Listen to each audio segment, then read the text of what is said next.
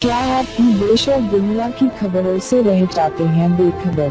तो सब्सक्राइब कर लीजिए हमारे HT न्यूज चैनल को और बेल आइकॉन को दबाना मत भूलिएगा। अस्सलाम वालेकुम नाज़रीन, आप तमाम का HT न्यूज़ चैनल में इस्तकबाल है।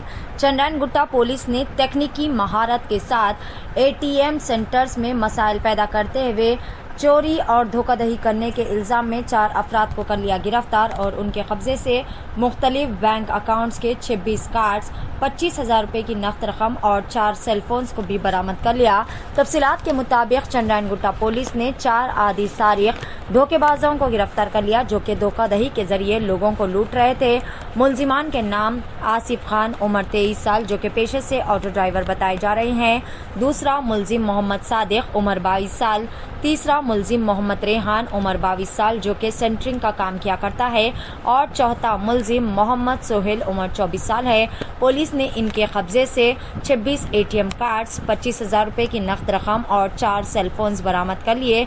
एक शिकायत कुनिंदा जिसने बताया था कि ये लोग धोखाधड़ी के जरिए ATM कार्ड्स की अदला बदली करते हुए और लोगों का माइंड डाइवर्ट करते हुए ATM मशीन्स के साथ छेड़छाड़ करते हुए लोगों को धोखा देते आ रहे थे और पैसे को लूट रहे थे। पुलिस ने तमाम की गिरफ्तारी अमल में लाते हुए उन्हें रिमांड में भी ले लिया और मजीद तहकीकात का भी आगाज कर दिया है।